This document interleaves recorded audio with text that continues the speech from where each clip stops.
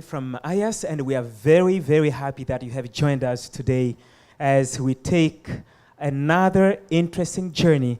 And this journey is taking us to Latin America, especially in a country called Brazil. Today, we have invited 4 Brazilians to share with us what is unique, what is interesting about the Brazilian culture. I know that many of us, when we talk about Brazil, most people think about the sports. And I hope we'll get to hear how this whole thing started.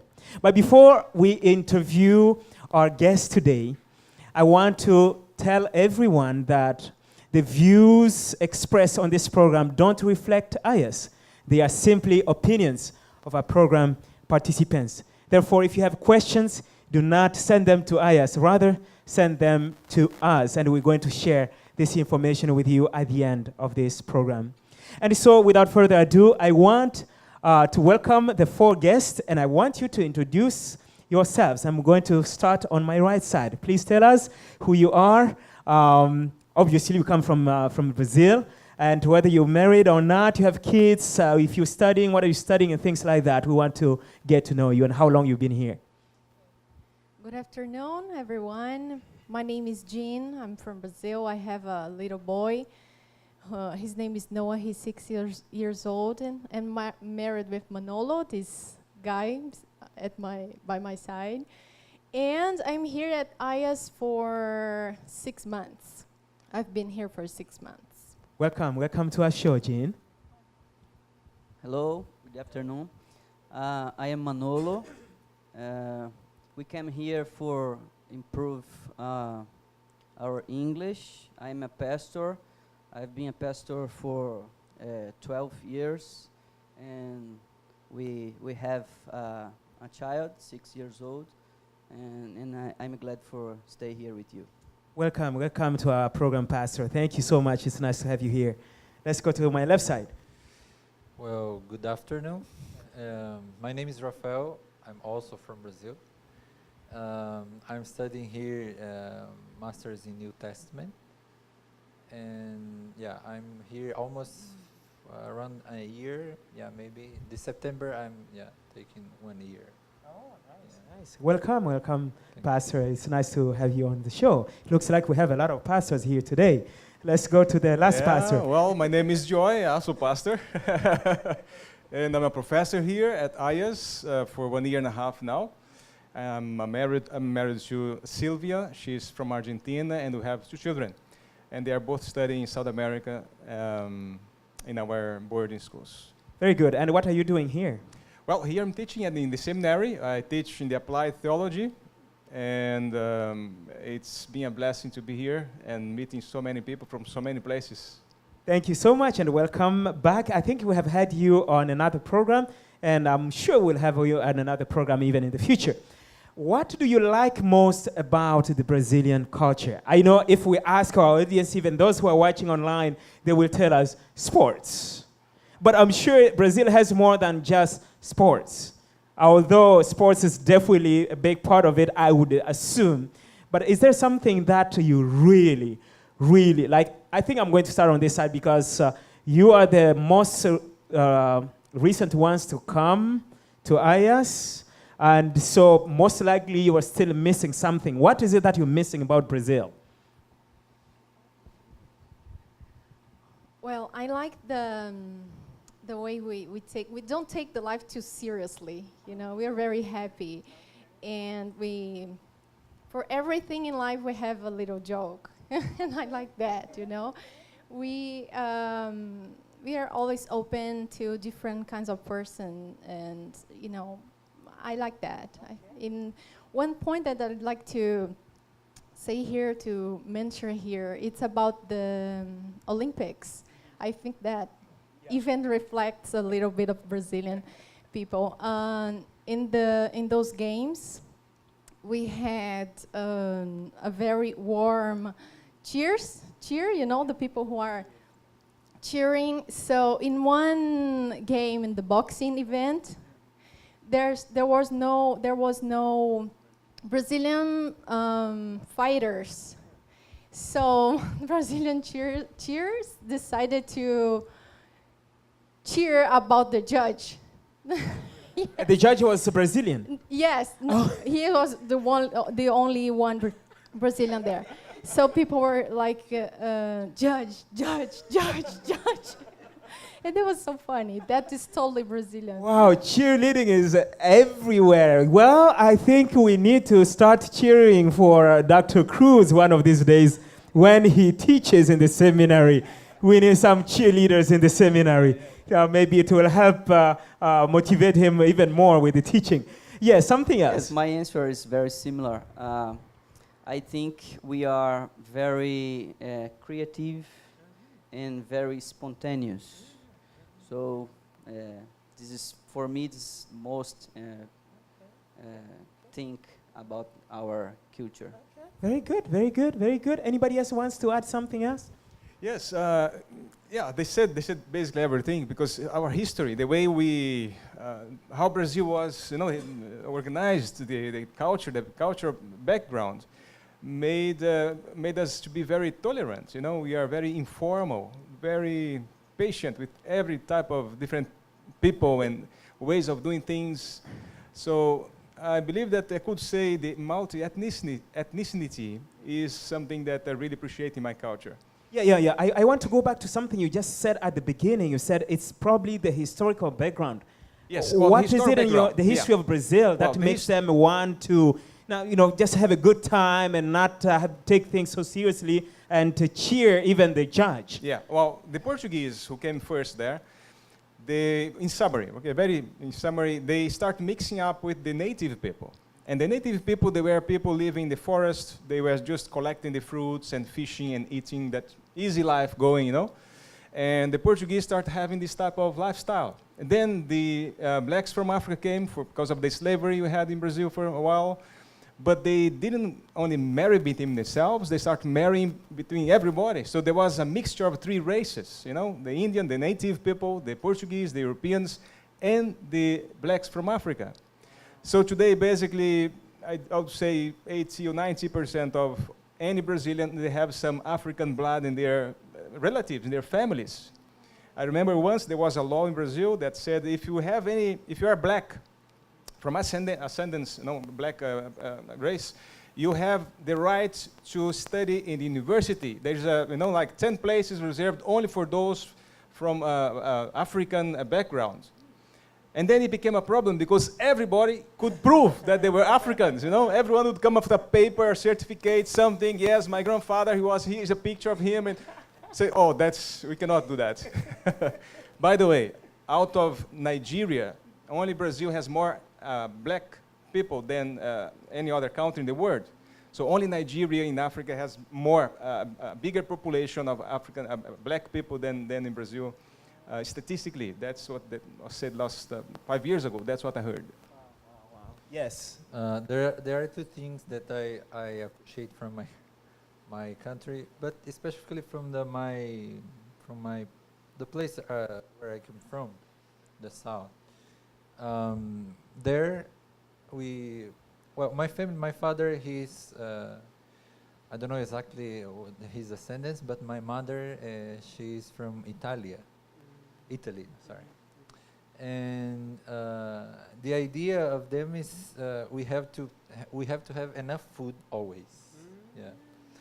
I was hearing our Indonesian friends talking about this, and we have to, in the table enough food, and it's supposed to have leftovers after. If it's not enough, will be a problem. Okay.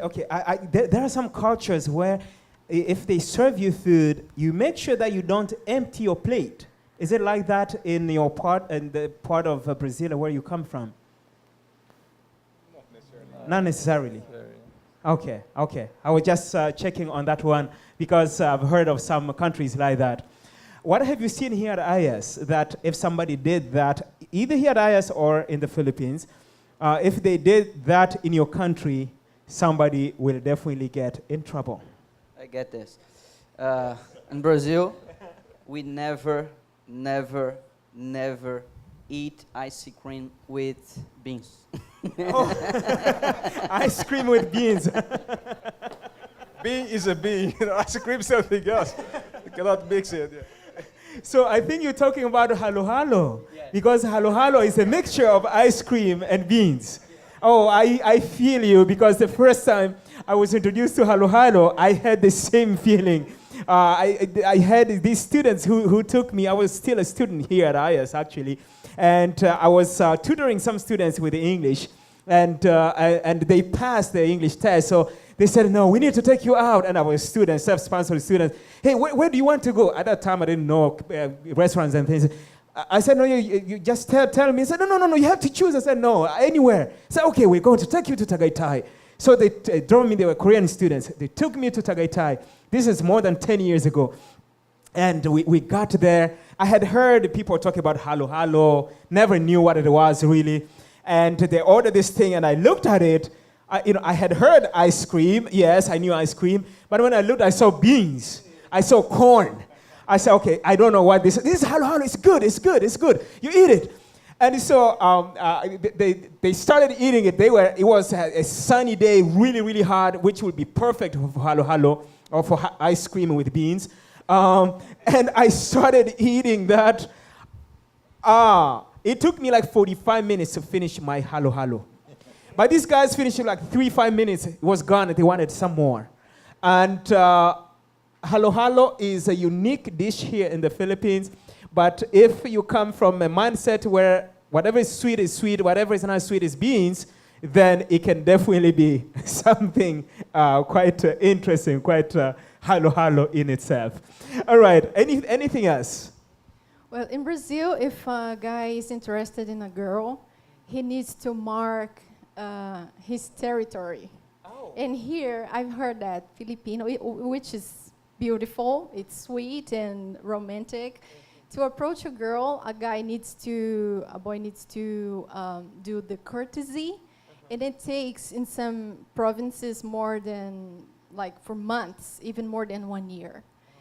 And sometimes when they are already dating, even here in the church, I saw like I can see couples that they don't even sit together. Said if they are together, I know because somebody else told me. Because in Brazil, if you do that, you may lose your place. You may be replaced very soon. You have to mark your territory. Yes. Wow. And how is that done in the Adventist church? Let's just focus on that one, because we don't want to know maybe in a secular world. But in a Christian setting, how do you mark your territory? How do they mark their territory? How did he mark his territory? He was very clear. Okay. He came to me and he used all the best words to make it very clear that he wanted. Actually, our story it's very unique, because in the very beginning he asked me, he proposed me before we date. You know, this is very unique. He broke the culture, didn't he? Yeah, this is not a Brazilian thing actually, but this is our story. But a Brazilian boy needs to be very clear, and sometimes not only to the girl, but to the family and friends, right? Yeah, it's not shameful, or it's not something bad to come and say, she's my girlfriend, I like her, although she doesn't like me, and I want to conquer her, and I'll make sure I'll conquer her. And everyone knows that, so if everyone knows that I'm behind her, then no one else must go. Yes. You know? There is some kind of respect. Yeah, it's like body's body's code of honor, something like that. Yeah, if someone knows, if everyone knows that someone belongs. I'm using they will respect. Usually, it's not always, but yeah. And you're bound not to ever break that relationship, that friendship. You can't, because now it's known everywhere. So how long does it take for you to decide that, okay, I must say it now? Because you may say this, and then after 6 months you discover that, okay, this person actually, the personality, the Lord has shown me that this is not the one. You know, Does that become a shameful situation? Do you have to you know, it's- publicize that yeah. again, that we're no longer together? Or It's how? like a game, right? It's a Okay. game, but it's not in secret. It's public. So everyone talks about it, everyone sees what's happening, and if there is no way forward, then everyone will know as well. And then everyone will say, "Yes, you see, she didn't like him, so he's alone now, and then she's free. Let's go for it now." It's clear. So we don't talk about this. It's just something we see. It's like a hidden language. Very non-verbal language. Yeah. Interesting, interesting. Let's go to another question. Think about an incident that you have had here at IAS or in the Philippines, maybe wherever you went around the country, where you kind of got or almost got in trouble for something that makes perfect sense to you and you're in Brazil, but that didn't go well in IAS or in the Philippines. Anyone? Well, it's not actually an incident, but I've been here for 6 months and I've never heard of a local person answer me back when I say thank you. They don't say you're welcome. I've never heard that. So I think they are so humble, which is beautiful, which is biblical. Like it seems like if they say you're welcome, they agree with my if they are showing that they deserve that, But I think there's no problem with that. In Brazil, we should say something back.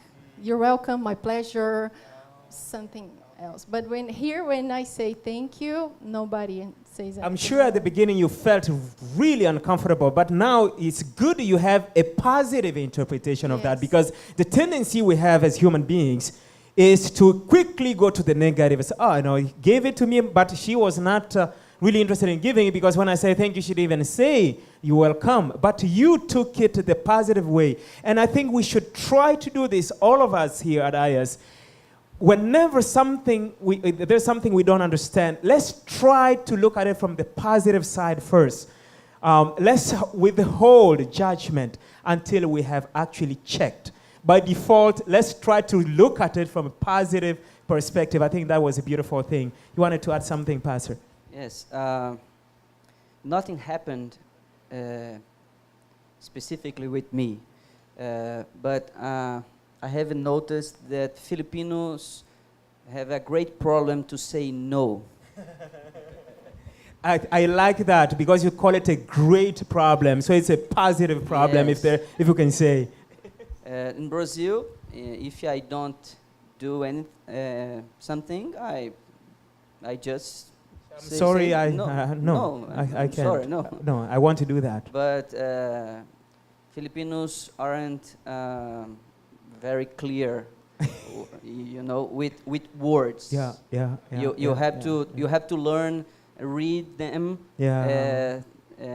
A part of words. Yeah. 2 lessons we can learn from this specific incident. Number 1, our Eastern brothers and sisters, let's learn to communicate openly, especially while we are here at IAS.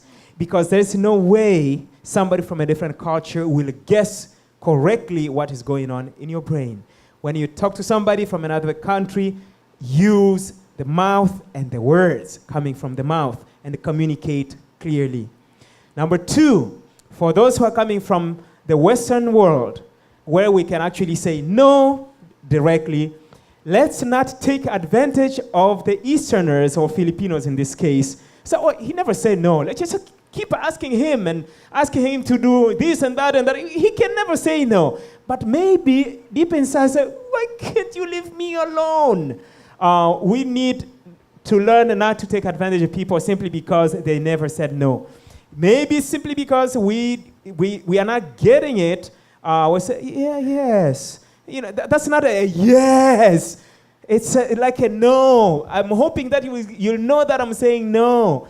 Because as you can see, not a lot of people are here with us, and they may not even know what we're talking about right now, and we may still run through these issues. Let's communicate openly.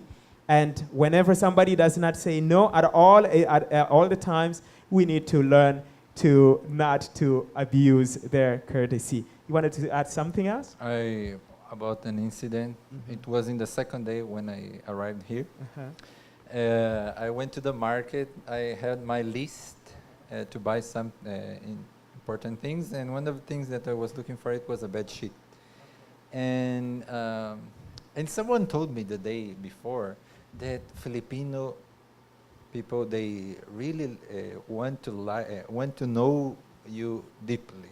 They will ask a lot of things in less than 2 or 3 minutes. They're going to know you almost more than you can. No? So it was like that. I went to the market and I was choosing. And this time they were asking, "What's your name? Where are you from? What are you doing here? How old are you? Are you married? Are you single?" And I was like,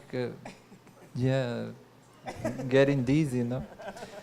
And in less than 2 minutes, they knew all about me, and also they told me, "Oh, now you are here in Philippines. You could be a model." I looked that to sounds myself. good. Yeah, that sounds good. But I looked to myself. I'm so average, you know. And how can they say that, no? And after 2 minutes or more, I don't know, I don't remember exactly. There was a lady.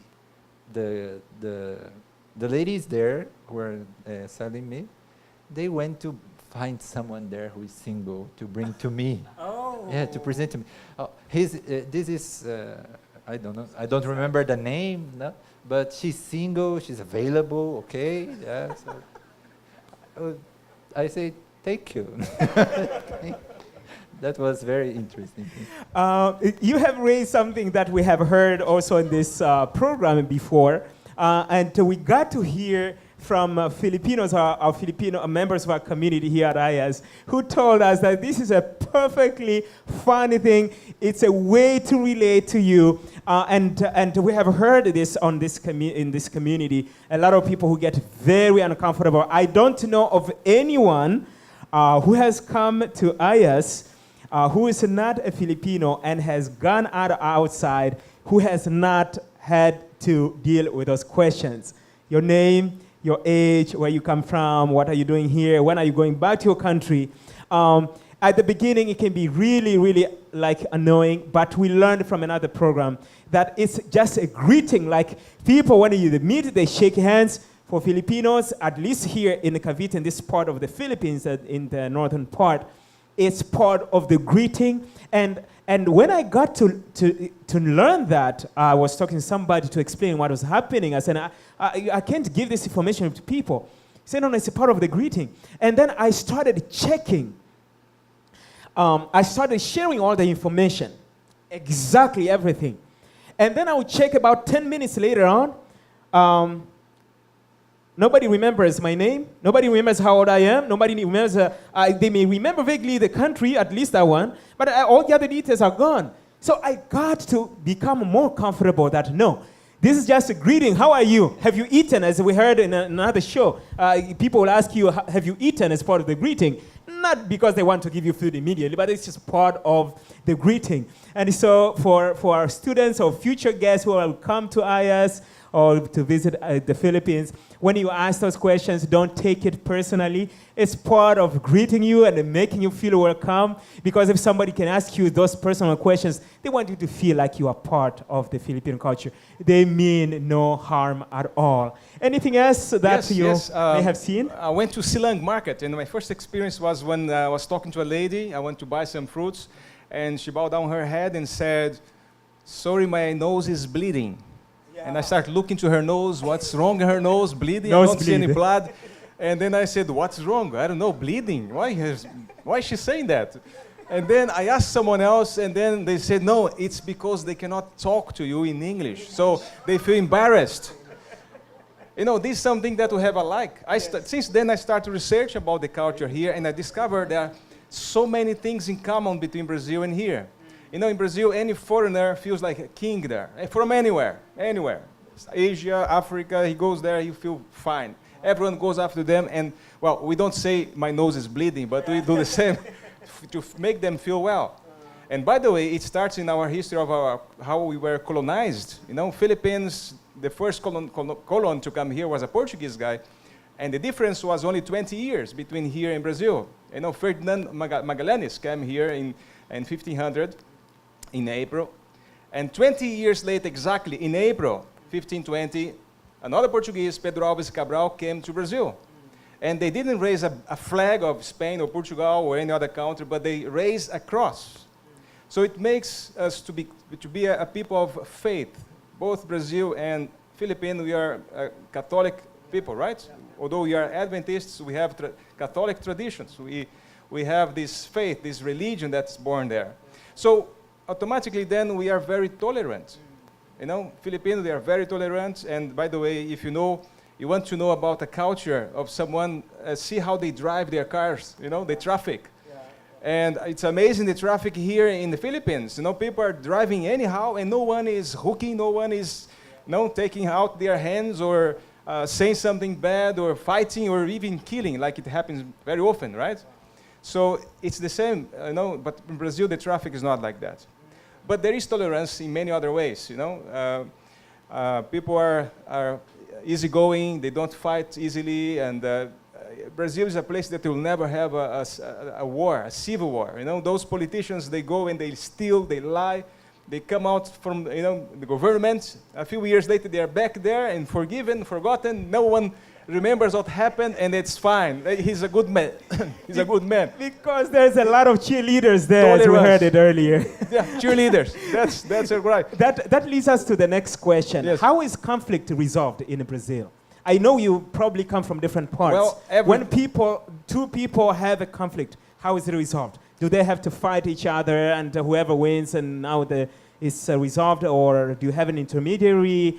Do you just let it go like it is here in the Philippines, or how is it resolved? It's direct. It's very direct. You don't go searching for someone else to go and intermediate. It's direct, but there must be celebration.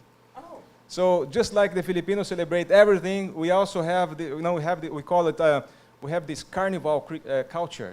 We celebrate soccer, music. That's Brazil, and in somehow it has the same thing here in the Philippines, right?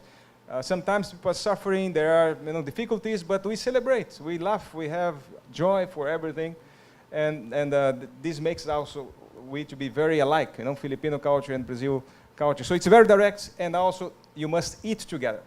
That's what usually happens, at least in my experience. Brazil is a big country, and there are different cultures in different ways of doing things. But in my experience, when you have a trouble, you say forgiveness, you ask for forgiveness or give forgiveness, then you must have some celebration. You must eat something together. Yeah.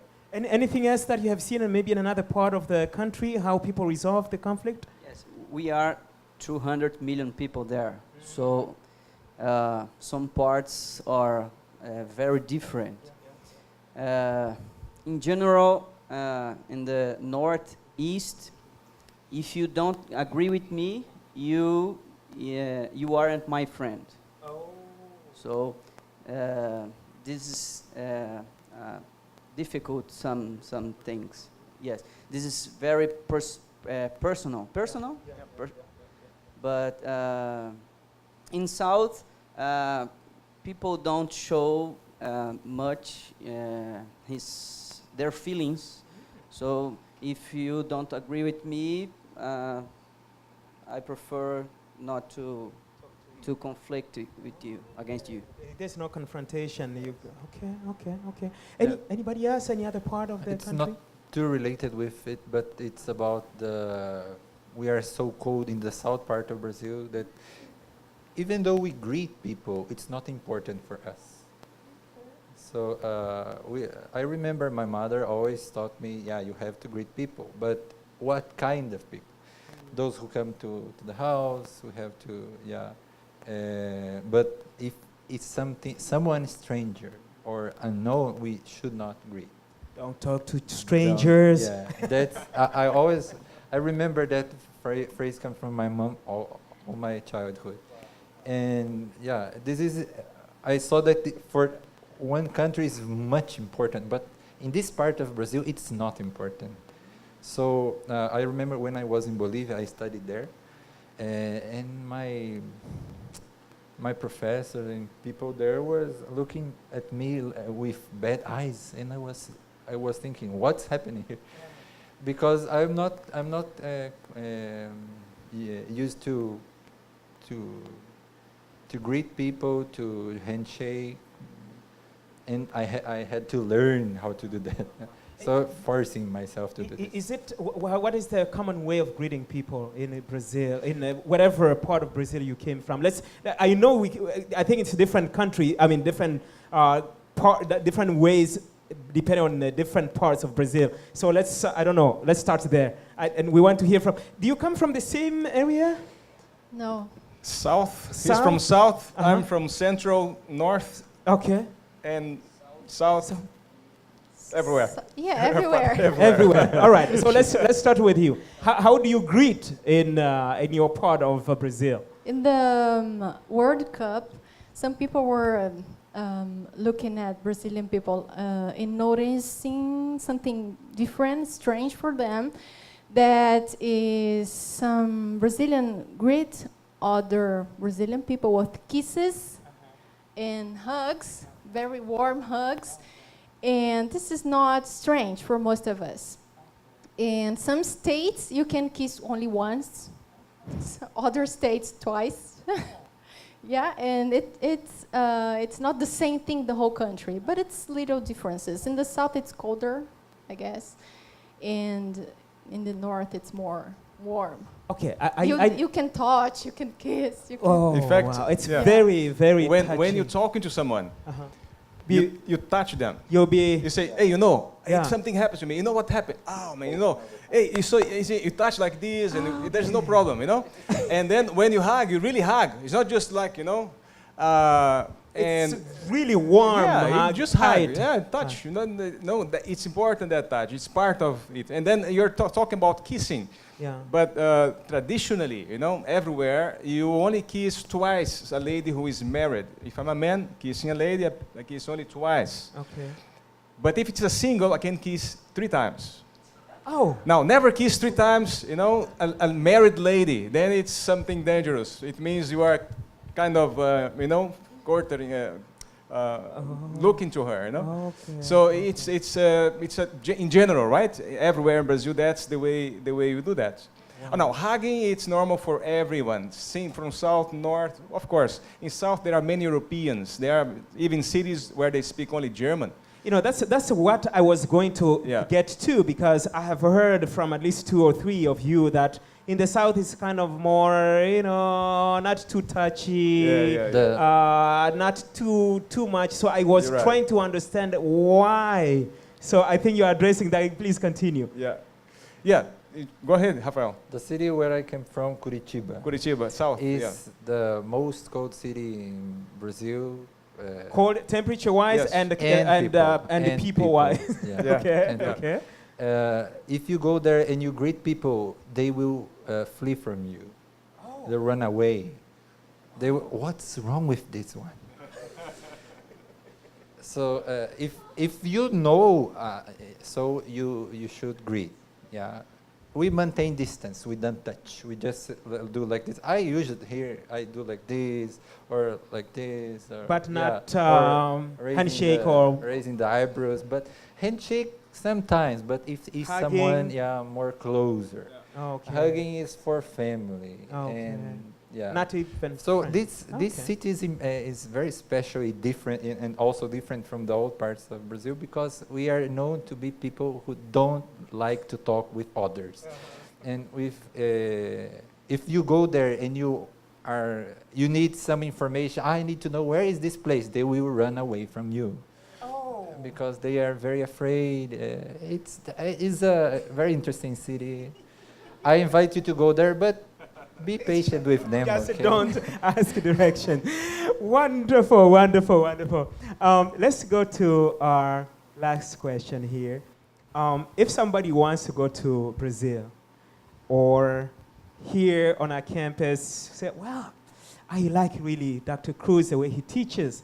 I really want to come get closer to him as a friend, a real friend.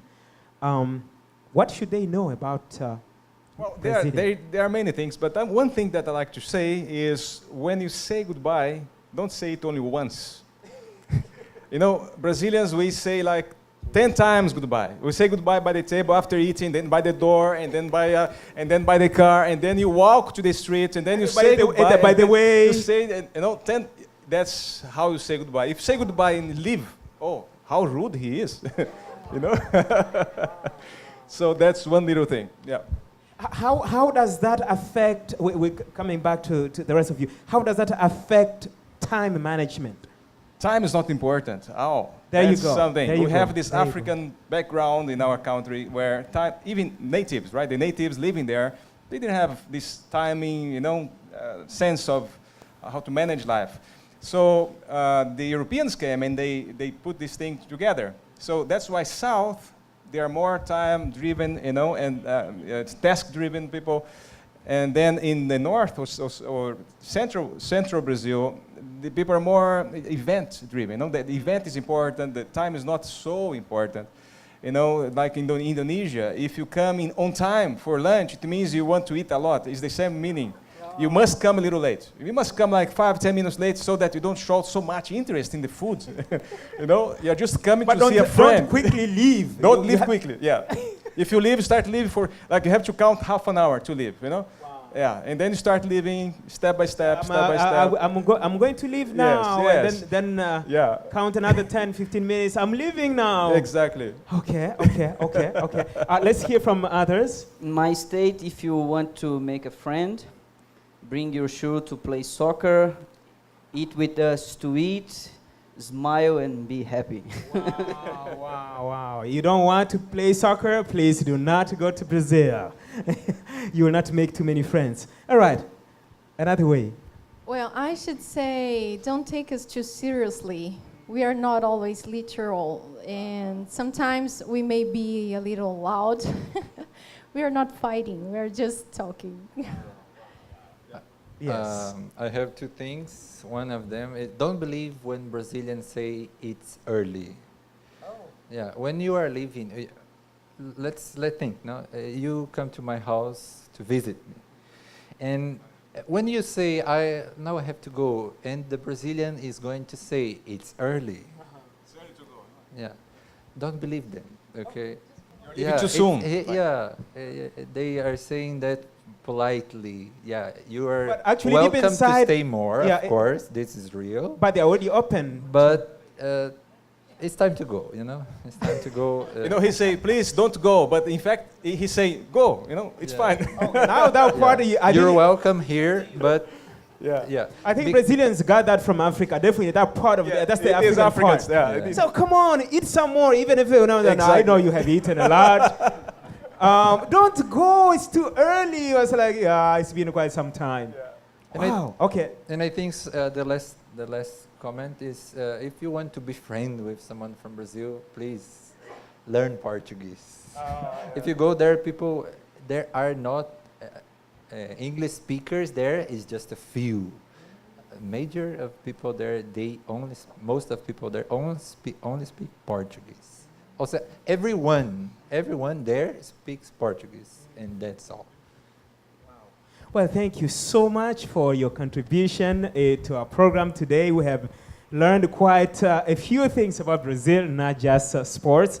And we want to thank you for coming here in the audience and those who are watching us online or on the videos.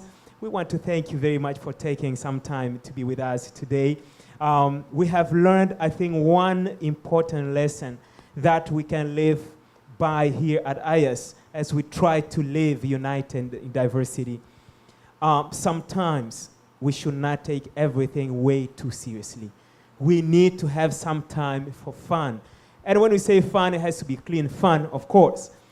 Sometimes we just have to be just natural human beings that are simple. We will just laugh and enjoy each other's company. Every time doesn't have to be in the books. Every time doesn't have to be too formal. Sometimes we need to relax and just enjoy each other's company and laugh and sing and hug and greet and eat some more food.